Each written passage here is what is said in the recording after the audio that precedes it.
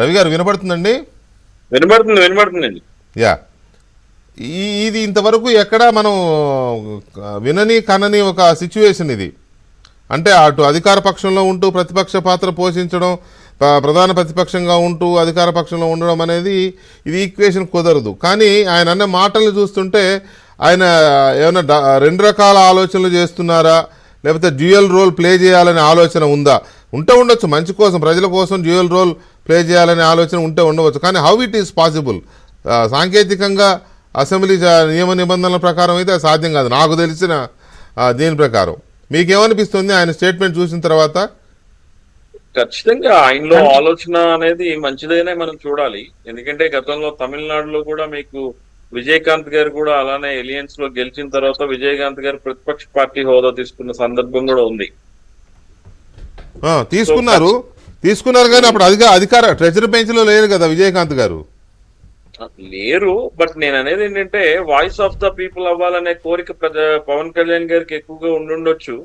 That ఏంటంటే ఇద్దరు కూడా స్నేహపూర్వక వాతావరణంలో ఉన్న రెండు పార్టీల మధ్య తన ఇంకొక ఫ్రెండ్ అనేవాడు అపోజిషన్ లో ఉంటే రెండు పార్టీలకి కూడా కలిసి వచ్చే అంశమే కదా. ఇప్పుడు 7-8 ఎమ్మెల్యేలు 10-11 మంది ఎమ్మెల్యేలతో జగన్మోహన్ రెడ్డి గారు అసెంబ్లీకి వచ్చే సాహసం చేస్తారా లేదనేది కూడా మనం ఆలోచించాలి కదా. అందులో ఉండేది ఎంతమంది కూడా తెలియదు కదా. ఆ ఉన్న 11 మందిలో ఎంతమంది ఉంటారో కూడా గ్యారంటీ లేదు.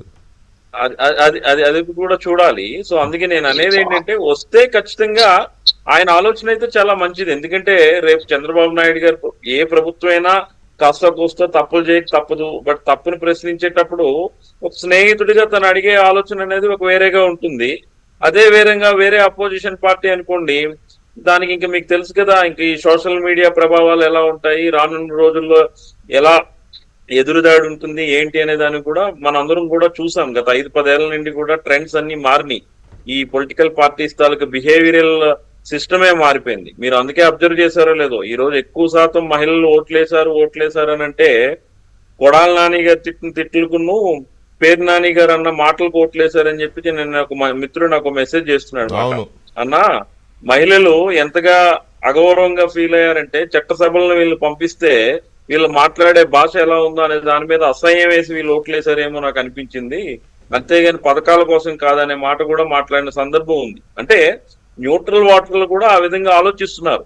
వాళ్ళు ఏంటంటే ఏదో ఓటేసేసాం వెళ్ళిపోయాం అనేది కాదు కదా, వాళ్ళకి కూడా ఒక ఆస్పిరేషన్ ఉంది. వాళ్ళ ఎన్నుకునే ప్రభుత్వం ఏం చేయాలి, ఎలా చేయాలి అనే దాని మీద, వాళ్ళ విధి విధానాల మీద కూడా వాళ్ళకి ఎన్నో కోరికలు ఉంటాయి. కాబట్టి ఖచ్చితంగా పవన్ కళ్యాణ్ గారు అలాంటి ఆలోచన చేస్తే మంచిదే. కానీ ఈ రోజు మరి ఎన్డీఏ కూటమి మీటింగ్ లో చంద్రబాబు నాయుడు గారితో కూడా ఆయన ఢిల్లీలో కూడా కూర్చోవడం కూడా మనం చూస్తాం కదా.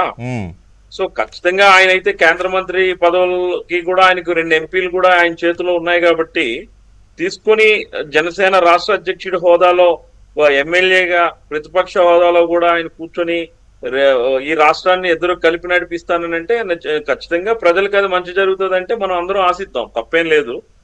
కానీ టెక్నికల్ గా ఎంత కరెక్ట్ అయిన ఏంటంటే ఇద్దరు కలిసి పోటీ చేసిన వాతావరణంలో తను మళ్ళీ ప్రతిపక్ష పాత్ర అనేటప్పటికీ కొంత ఇబ్బంది వస్తుంది.